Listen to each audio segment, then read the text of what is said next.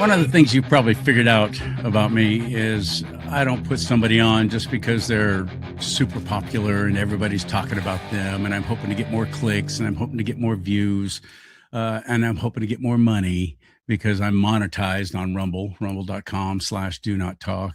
Do you know how much money I'm making this month, by the way? It's up to $52. And that's a big month. You don't even get paid unless you make over $50 in a month. So it's Rumble's ridiculous. I mean, I love it. I thank God for them, but they don't share the monetization like YouTube does. But YouTube's giving me 2 strikes now, 1 more, and I'm out. This show with Arthur Schaper today might be the 3rd strike. Oh, well, so be it. I don't have many people on. I don't invite them to say, be a part of the show every week. As a matter of fact, there's nobody else right now except Arthur. I enjoy talking to him so much. People don't know him unless you read his stuff in American Thinker and townhall.com and so on. He's in several publications online and print. He's a writer, author, commentator, and just a kick. I think he's fantastic. My favorite work from his is hold on. Mass Resistance. Massresistance.org. That is my favorite work that he does because I love what they're doing. And check them out, massresistance.org. Please follow them. Start supporting them if you can. And while we're at following and supporting, you can do the same for me at charliesimons.com, CharlieSimons.com. You can get yourself one of these mugs. You know you want one. You know you want one. Don't even act like you don't. Let's talk about politics and religion. Drink out of this at your workplace. Come on, strap on a set. You can do it. Put your back into it.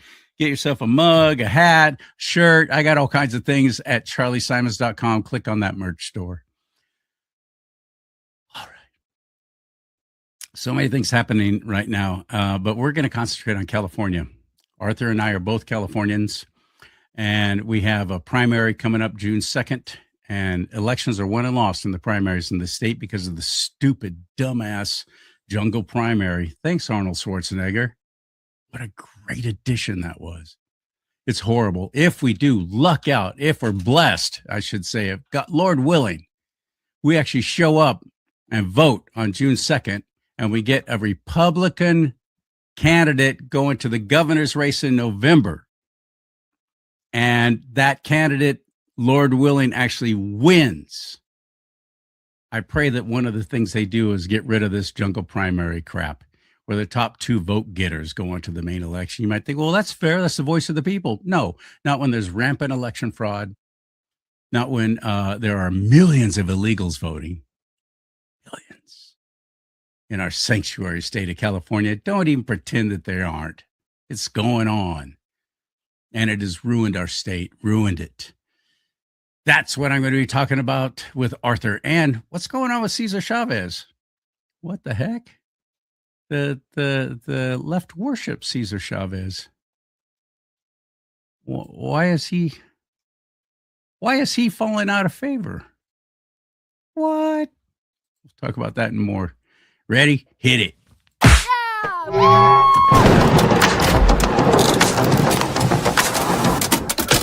What's up, partner? Things are good. Thanks for having me back again, Charlie. It's always good to be here. Yeah, I'm glad.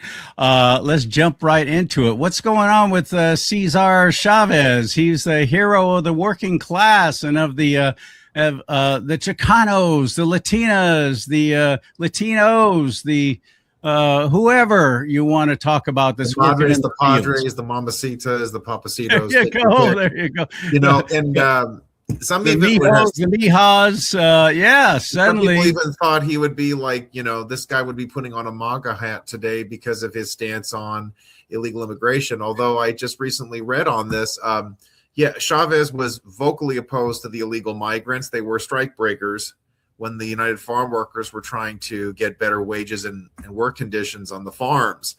However, he did he started to cave a little bit and said he was open to some amnesty and giving help to some migrant workers. So there is that. But the bigger point is the conservatives love to promote this guy. And I admit it, I was up in Monterey County. We were going after the Board of Supervisors. This was in 2018, demanding that the board, there was the big movement against Senate Bill 54. That was the sanctuary state law. You had a number of county boards that were stating their opposition to it, or they were passing, contrary or, they wanted to push back on that sanctuary state law. So we were in Monterey County.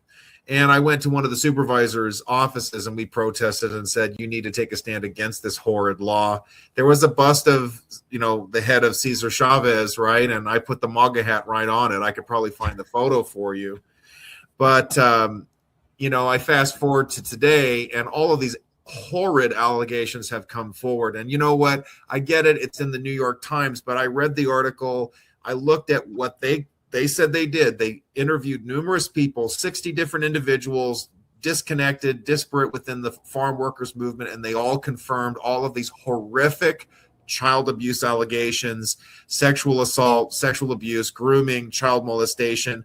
Even in the Cesar Chavez archives, there's a letter from a 13-year-old that was written to Chavez, and it's extremely flowery, intimate, really creepy.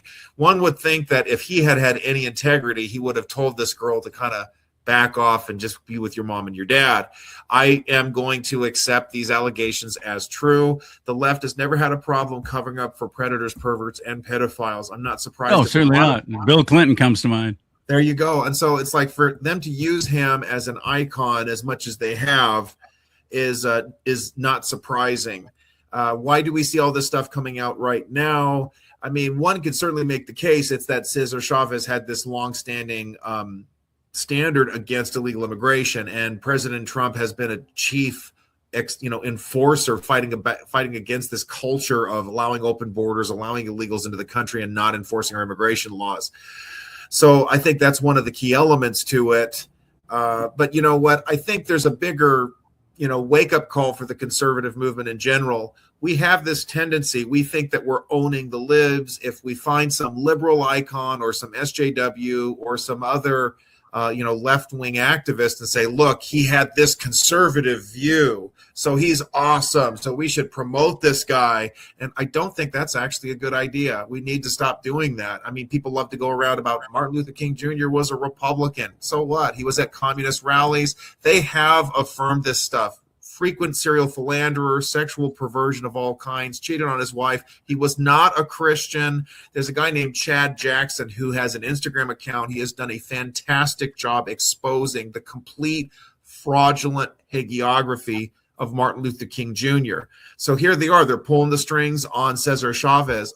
I have no problem with this. And I don't have a problem with the left eating their own. They initiated the cancel culture Stalinist tyranny. Now They can do it to themselves. I have no problem with this. It's totally appropriate. This brings another account to mind. It's a much more local example. Joe Paterno, Joe Pa. He was the coach for the Nittany Lions. And this guy was like a celebrated college coach. Everybody talked about him. He was just a superstar across the country. If you knew college football, you knew about Joe Paterno. And lo and behold, Jerry Sandusky, I think was his name, was his assistant coach, and he was involved in all sorts of horrid child molestation, absolutely despicable. He was exposed, he was arrested, he was convicted, and there you have Joe Pa. He knew about it and did nothing about it. He covered it up. The reason I'm bringing that up is I remember the culmination of this. Joe Pa was busted, he resigned as coach, and then he died of cancer. I mean, all the guilt just hit him. Understandably so.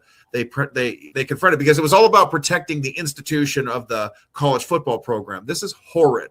This is what happens when people worship movements, outcomes, people within the movements. The culmination point, there was a statue of Joe Pa surrounded by football players, and within a matter of days, there was a fence put up. They unscrewed the statue, they took it down, and they removed it. They're doing the same thing to Cesar Chavez. I really have no problem with that. If the guy was a fink, a creep, an absolute turd, child molester, sexual abuser, he needs to go. No question about it. I do think but I think there's a larger issue. What I've explored, and there will be something published about this in the few days if they accept it. Putting aside all the sexual perversion, they shouldn't have been making statues of him in the first place. He was a leftist. Let's not ignore that. This is a guy, people treat union actions and collectivized, work stoppages as something praiseworthy. But when you think about it, a farmer, that's his land. If you don't want to work it, if you don't like the wages, then you can work somewhere else. Labor strikes, collective actions, they are in a way abusive. They frustrate commerce. They frustrate right to work.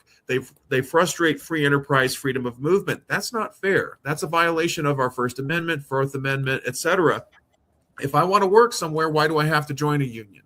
If the union doesn't like the wages, why do I have to leave the job if I'm okay with the wages? There's a lot of fundamental problems here, which is becoming kind of an issue because President Trump has made great overtures to a lot of organized labor. The port unions, you've got the private sector, the carpenters union, et cetera. They have started to cozy up. The police unions have cozied up to President Trump because of the public safety issue. There's some understanding of that, but at the end of it all, collective actions, work stoppages, et cetera, these actions are actually not very effective. I think it's wrong that port unions can shut down our trade because they don't like a deal. That's not fair. What about my property rights? What about my rights to buy something? That is wrong. They've even studied this. This is me getting very academic here. William Hutt, he wrote a book, The Theory of Collective Bargaining. It's pretty academic, but it's a profound point, which is he studied all these different he called them combinations. He was born in the United Kingdom. He worked in South Africa, and he studied collective bargaining. He studied union and labor efforts, and what he found is they're not actually very effective. There is work. Anybody can find a job at a decent wage if they're willing to look for it, work for it, shift for it, train for it. It's not right to prevent any segment of the population from seeking a job. And that's what you have with Cesar Chavez. This is not something we should be celebrating. Again, I'm putting aside all the sexual perversion. Why are we celebrating a labor leader who was disrupting business, even if it was so-called peaceful, even if it was nonviolent? In a way, it actually is violent. You're not letting people work. You're telling people they can't work. This is a guy who also worked with he was Democrat operative, et cetera. That's a real problem. And here's the other thing, too. Okay, he was opposed to illegal immigration. Sure, but not because he cared about America. He was opposed to illegal immigration because it hurt the power of his union. And we have to look at not just what people are fighting for, but why. The why does matter. And we see that. And so to me, I have no problem with the statues being taken down. They should have never been built in the first place. I think it's ridiculous they created holidays for the guy. This is silly. President Obama issued an order. There wasn't any act of Congress to recognize Cesar Chavez Day either. He was not somebody worth celebrating even before all of this perversion came to light. So now I do believe, and I think there is merit to the suspicion that Democrats, the left, they wanted to pull the plug on this guy because of his opposition to illegal immigration. That was always a thorn in their side. So all of this Me Too stuff coming forward gives them an easy pass to pull the plug on it. Fine. So but that is the bottom line. I am absolutely with you. I think that is the main reason why the left is supposedly suddenly turning against their hero. And this is a story from USA First reporting. Crisis mode. Democrats react to disturbing accusations. Yeah. A political firestorm erupting. Once revered figure, long celebrated for organizing farm workers, advancing union power in agriculture.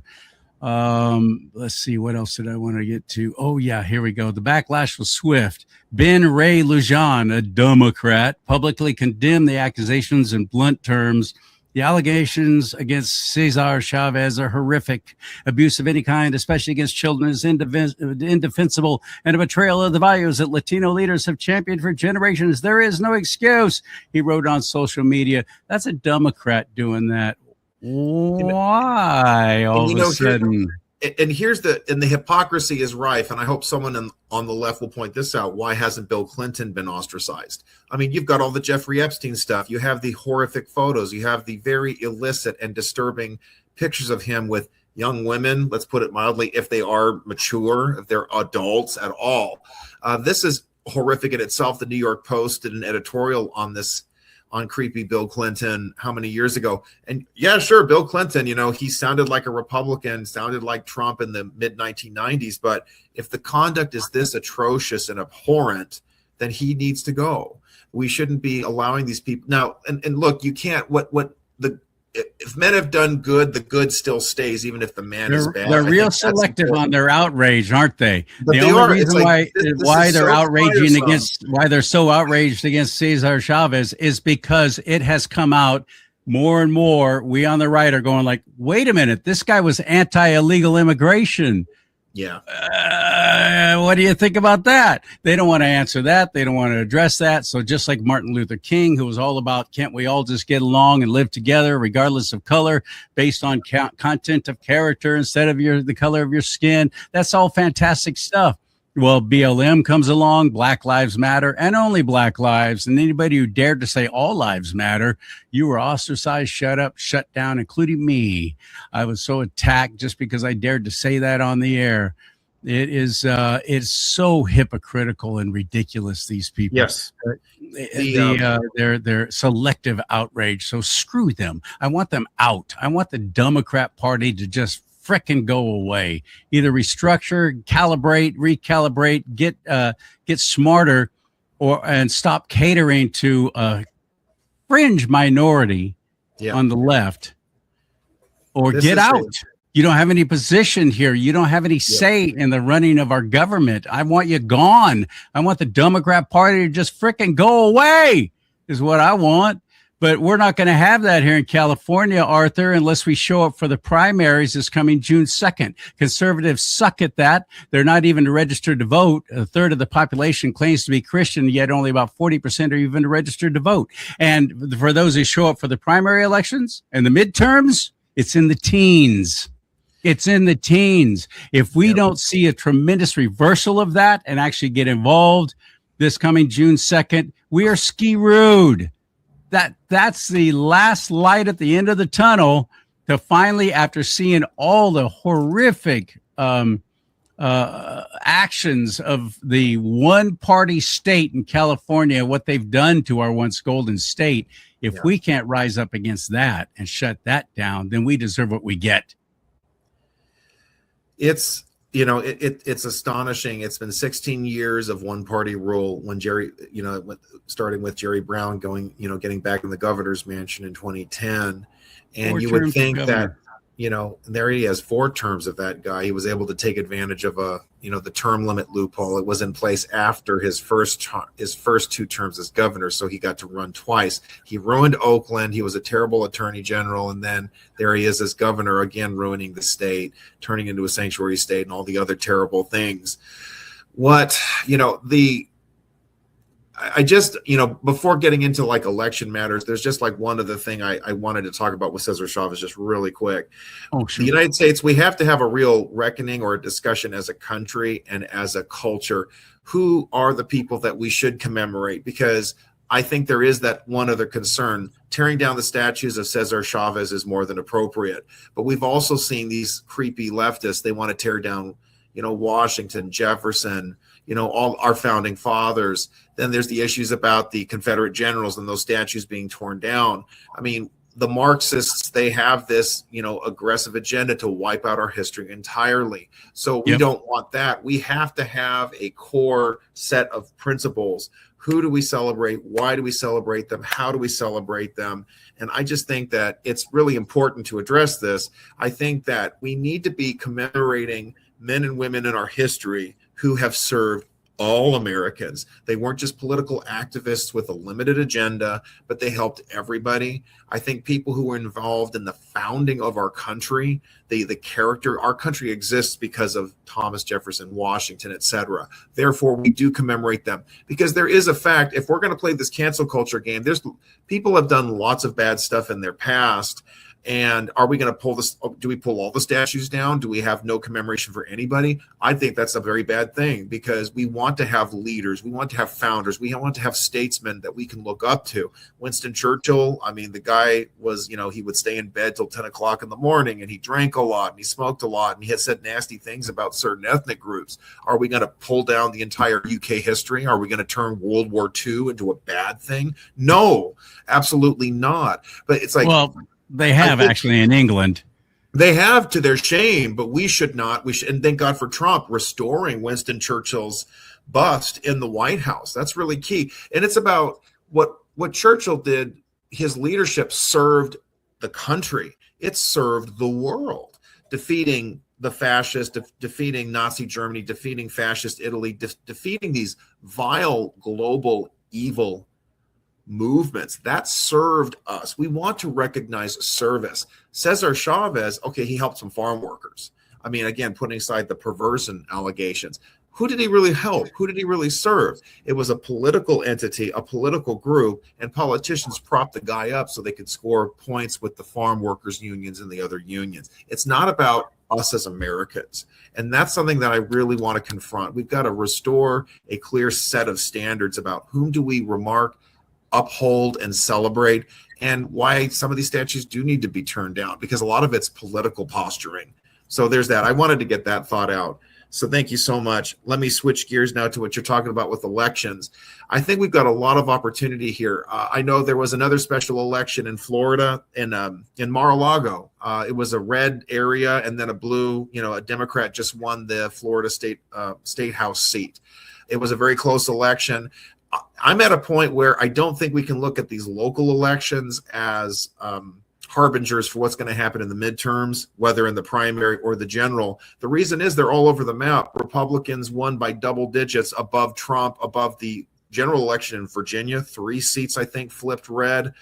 You had a Texas State Senate seat went super blue. That was bad.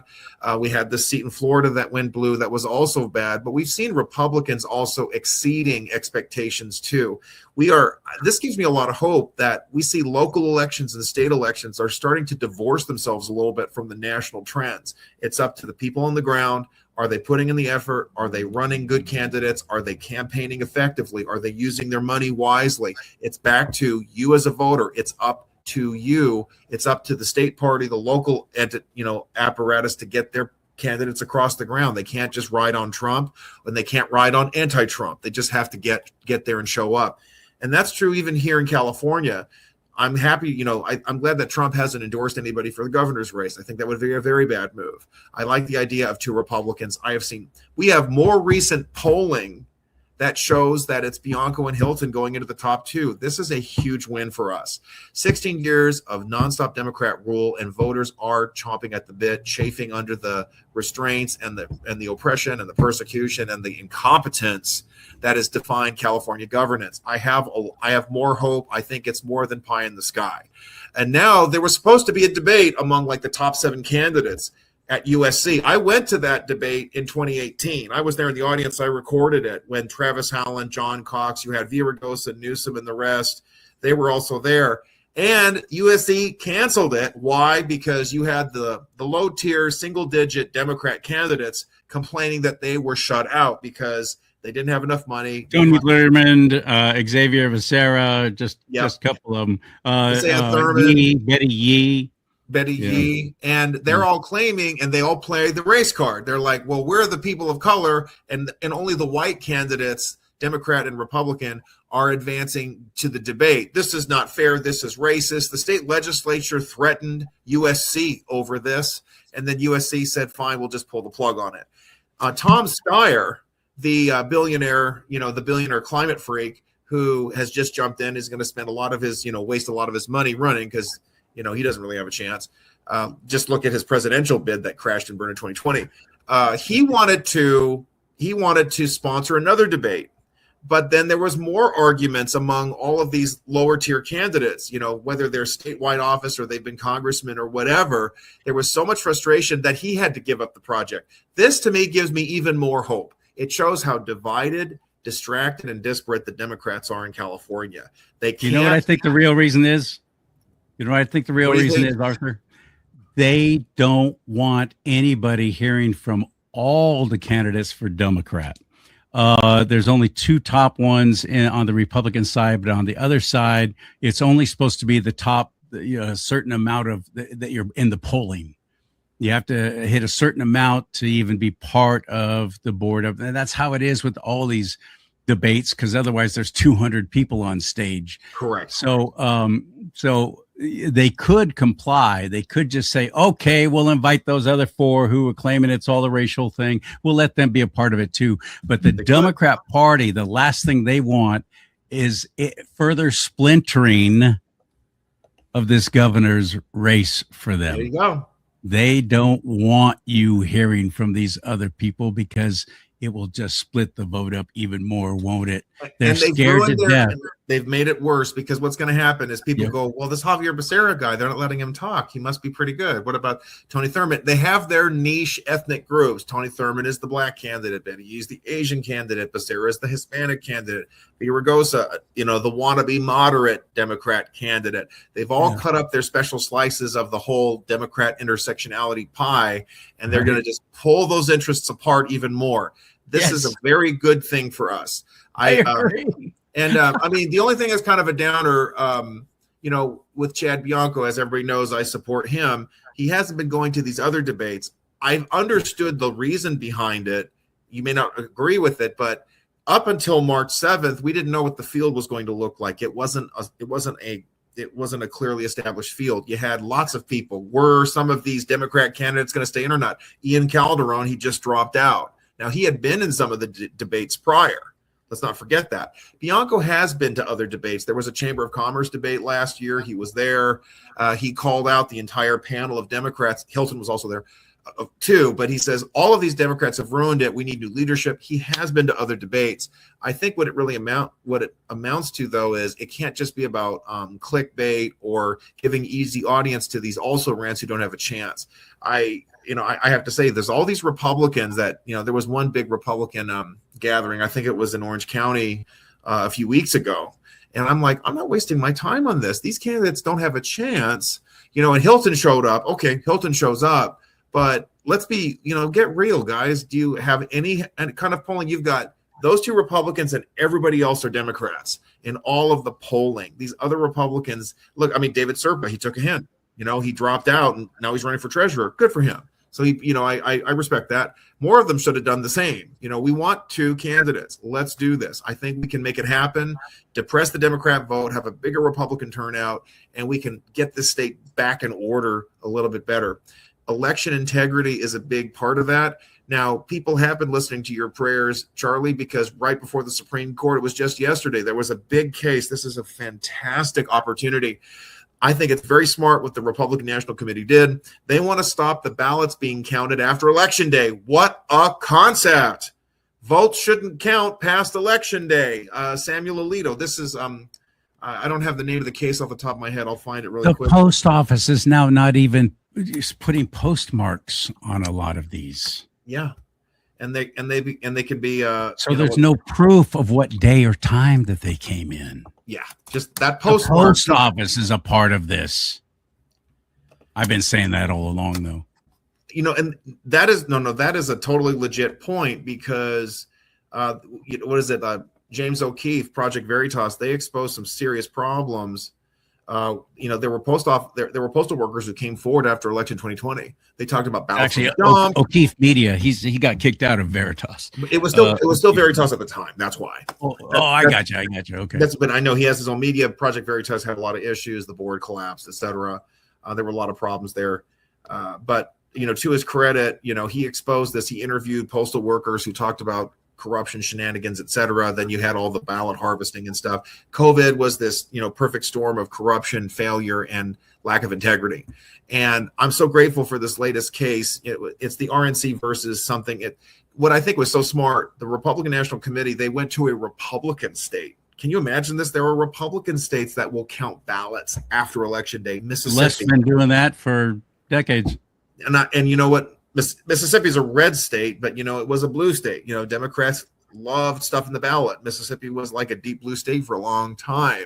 So ballots could count up to 5 days after Election Day. RNC sued. Now, Mississippi, just pro forma, they're defending their statute. But I think this is a very smart move politically, PR wise, because if RNC had sued Illinois or had sued California, that would have been a tougher case because they have more resources. All the Democrats would have jumped in, et cetera.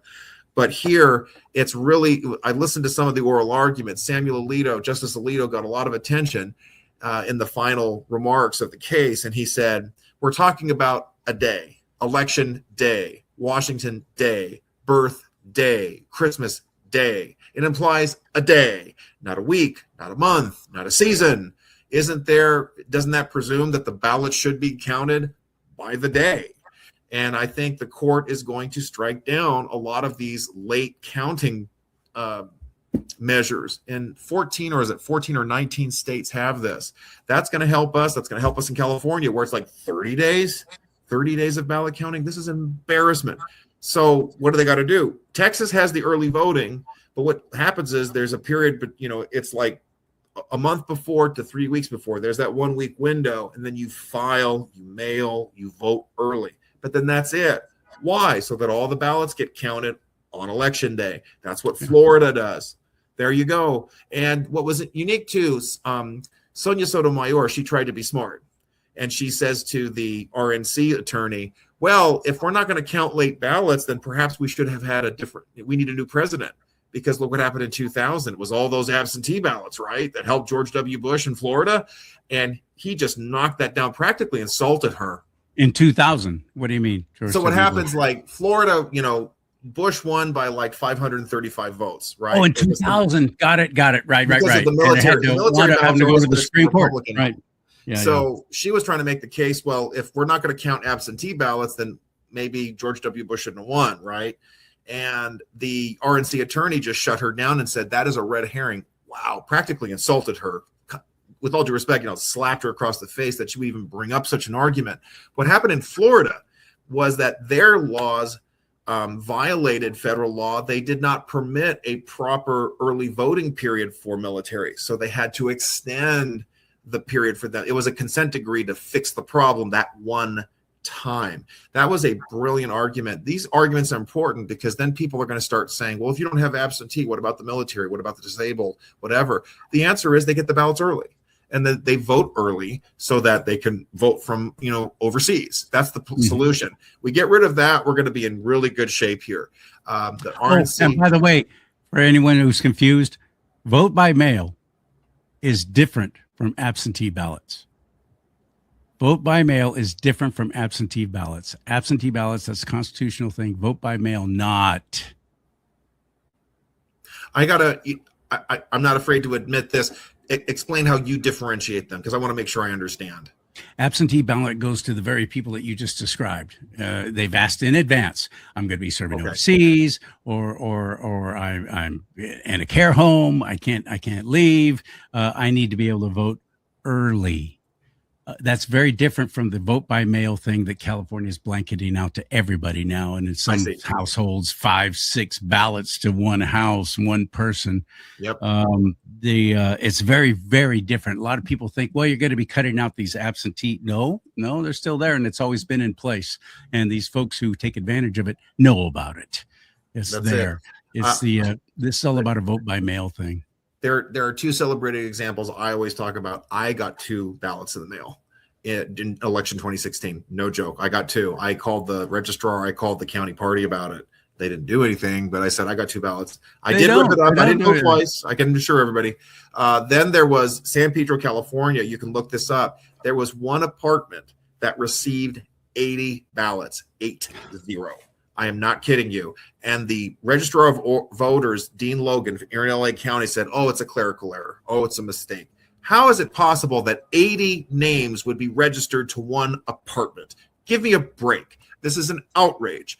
I mean, you had Judicial Watch. They sued LA County, and there was a consent decree to clean up the voter rolls. I think you've talked about this. Then they end up putting them right back as soon as Judicial Watch turns away, because you have to have the structure in place to keep cleaning them. My dad, who has now passed away, but even when he was still alive, he moved from Lomita, California to Oregon. I ran for state assembly. I got the voter data for the district I live in. My dad was still on the voter rolls. He's alive. And I can guarantee in that apartment in Lomita, it was a condo. I'm sure that he got a ballot mailed to his house. I've no doubt about it. So this is a serious problem. All of this stuff has to be pulled apart. And I think I like the point is this issue about absentee. The voter requests it. That's the point you're making, right? They request it. I love what Poland. This is talk about election reforms. You not only can you have to request it, but you personally have to go to the registrar, show your ID, and then they give you the ballot. You have to go in person. You don't because it's important. There you go. And those you better have some skin in the game. You know, you should not be there. You know, because this is like this gets into like philosophical or theoretical issues. Everybody keeps talking about votes. But what is this really about? It's about we have a population of citizens who are registering a choice.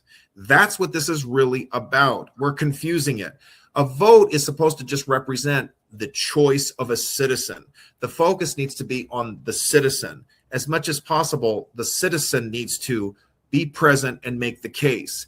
I think the term is used chain of custody. That must be as strong as possible because this isn't about paper being counted.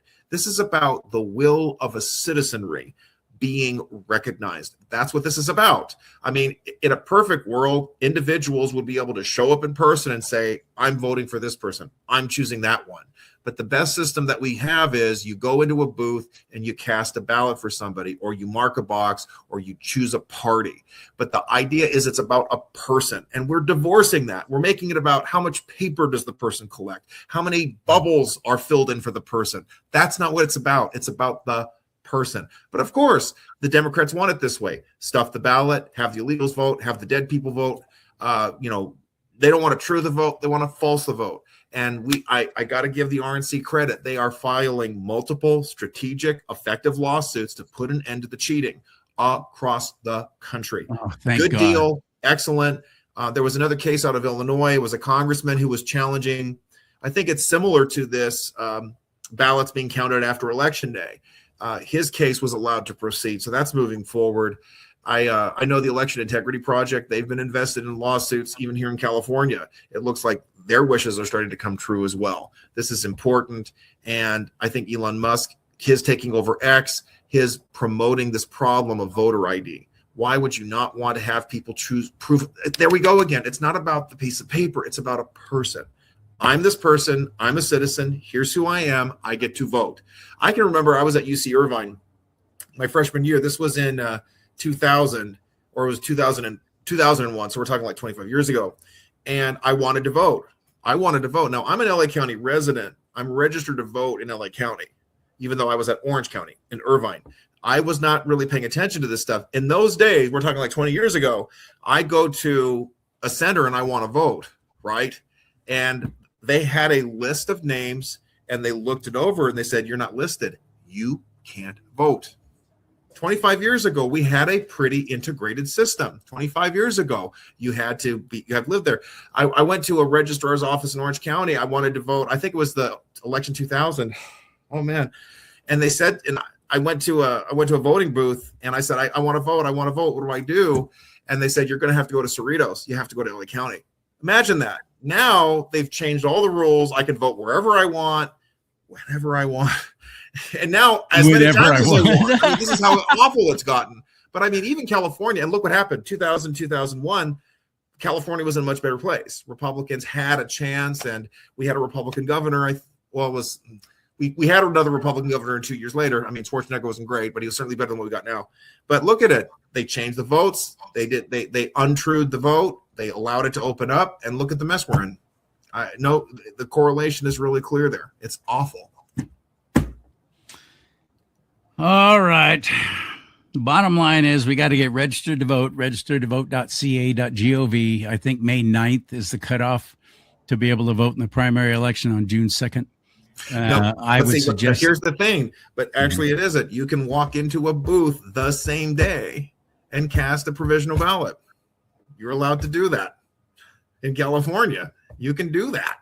This is a problem. That's a serious problem. It's You still horrible. have to be registered, though, don't you? But it's like, I mean, if they're not checking IDs, how do they even know if you're registered or not? there you go. That's the point. I can go, oh no, I forgot my ballot, and then you voted there, and then you vote in another place. I mean, what's to stop it? It's in California. Good I mean, I got to Lord. look this up if I'm missing something. Is there any hope, do you think, that President Trump is going to be able to get these? We can't even get the SAVE Act passed, which Well, is they're working vitally on it. important. That's all about the most important thing is the voter ID. You must show an ID to be able to vote. It's very simple, and 82% of the population seems to want it. A majority, Yes, we do. overwhelming No. majority wants this, but yet our own Republicans aren't even really fighting to get it passed. It's going to have to turn into an executive order. I guarantee you states like New York, Illinois, and California will ignore it. They're going to do what they want to do anyway, and who cares? So we'll face consequences later. It'll all turn out. All that matters is winning right now. That's their attitude. They're not going to comply. They're not going to comply. And that ties in with the Cesar Chavez thing, going back to that briefly. As long as he's useful to the Democratic power purposes, they had no problem propping up. They had no problem pushing away all of the sexual allegations against him, which were, flittering around for a long time beforehand. And here we are today. It's not the ballot. It's not the people who vote. It's the people who count the votes. It goes all the way back to Boss Tweed. It's all about that power differential at all costs. I think John Thune has started to shift a little bit, allowing other senators to start pushing for debate on it. Senator Kennedy said, let's use a reconciliation procedure to do this. Which is brilliant. I think that's a great Which is brilliant. Why is it taking this long? How come nobody else knew about that? It's because they don't know. They get in these positions of power and they're like, okay, I got it. Now all I have to do is just keep running for re-election. They don't know these things. They don't investigate. They don't have a staff that actually looks into it. They have a staff that looks as to how they can get more campaign donations. That's their staff. That issue of laziness, I think it is really laziness. It's absolutely laziness. It's lazy. That's the problem. Yep. If they don't want to have to sit through a filibuster, because there will have to be Republicans present as long as the Democrats will stand up there and rattle on for hours and hours and hours. We have to be there because we have to, for one thing, if one of them even takes a break for too long of a time, boom, you're out, you're done. But if there's nobody there to call them on it, and these Republicans don't want to do it, they don't want to sit through it. So this is insane. They're all talking about, well, we'll wait until after Easter. It'll be too late by then. We need these things in place now for the primary election coming up and for the big election in November. We absolutely do this. I think they should do an all-nighter. They should enforce the filibuster rules. I've written about this in the past. Either enforce them or get rid of them. This is it. It's not okay for one senator to just say, I don't want this, and then everybody just plays along and says, well, we don't have 60 votes. No, if they don't show up, then you can invoke cloture and we're done.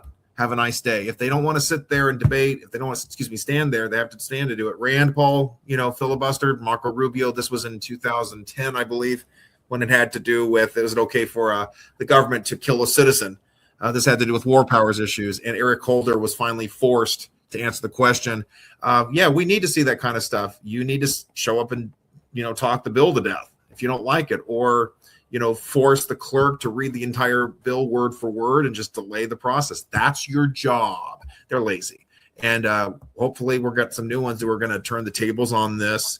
I'm always optimistic. There was an attempt to set up a deal because right now a lot of the DHS funding is on shutdown.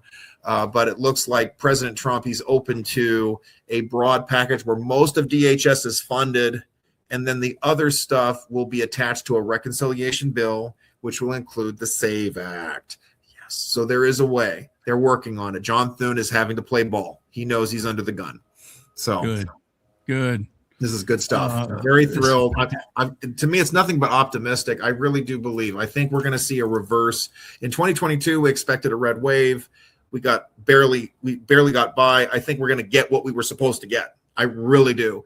The war is going to end in Iran. The gas prices will go down again. I think we're going to start seeing these integrity measures come through. It's going to work in our favor. I'm always optimistic. You got to be cautiously optimistic. You got to be realistic. I get it. We got to really make sure that We got And to make some people vote. You got to look at what's on the ground. You got to fight with what you're dealing with. But the pieces are there. It can be done. And ICE is in the airports. Oh, that's so good. See, look, it's just brilliant what he did.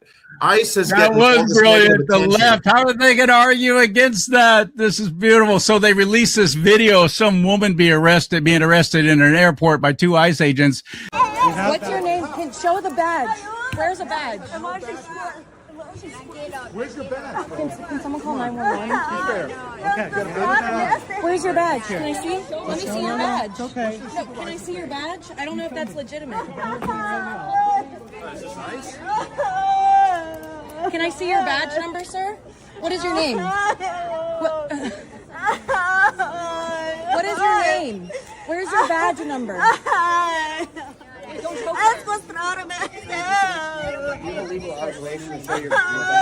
I'm asking for your badge number, sir. What is your badge number?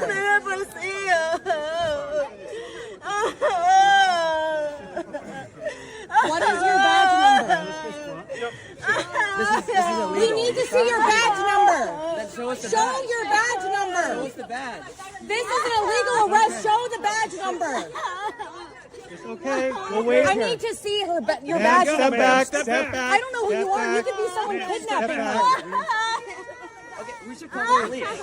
Call the police. But that's from like 2 months ago. It was not even recent. It was all such a lie, such a ridiculous lie. Yeah, she was arrested and she deserved to be arrested and deported. But the bottom line is it didn't happen after the ICE agents went in to spell and help and assist the TSA agents. I think it's absolutely brilliant too. I love this. This has solved so many problems. First of all, it's it's like Trump is being the adult in the room by saying, okay, I have to solve the problem that the Democrats created. He's solving it. ICE gets a positive, PR glow after all the negatives. So everybody goes, thank you for ICE. ICE helped me to get home to my family on time. I didn't have to wait at the airport for 5 hours. And like you just said, they can still pick up illegals. A lot of them are flying in illegally. A lot of them can be deported just as quickly. This is perfect. And Democrats are going to lose this fight too. They are going to lose. And this is another reason to get, the argument for getting rid of the filibuster. It's like Democrats will not govern. They'll just be like children who want to tear everything down because they can't get anything. So they'll just tear everything down. Fine, we'll take away your toys and we'll just do majority rule if that's what we have to do. Fine. Like you said last week, they are trying to burn everything down just so they can rule over the ashes. That's it. That was a good analogy. Arthur Schaper, fantastic. I know we can find a lot of your writings and your work on your blog spot. It's aschaper1.blogspot.com. That's the letter A, Schaper, SCHAPER, and the number 1.blogspot.com. And your work with Mass Resistance. May God bless you for that. That's amazing. Massresistance.org.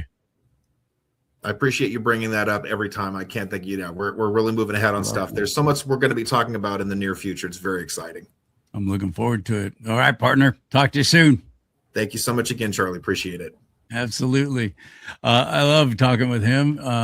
He's a great guest, and it's so funny because I will tell my other podcasting friends, broadcasting friends about this guy. Oh, yeah. It sounds interesting, but they don't have him on.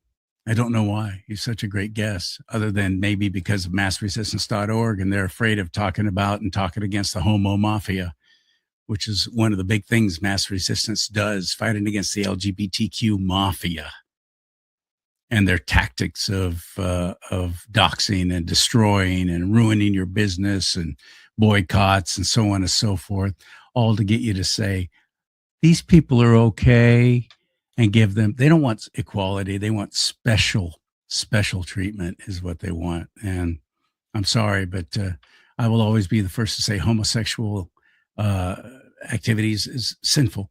It goes against God. It goes against God's plan. It goes against the laws of nature, for heaven's sake. So no, I'm not going to do anything to support homosexuality, especially when my California Republican Party keeps going that way with their log cabin Republicans and trying to make them part of the charter and so on. In fact, I think they actually did. I don't know. I'll let you know. I'm going to the convention this year or this spring. So it's going to be in San Diego, and first, second weekend of April, second. So there you go. Come on, podcasters, strap on a set, get Arthur on your show, and just let him go. He's great. May God bless you and keep you. May God bless America, but most importantly, America bless God.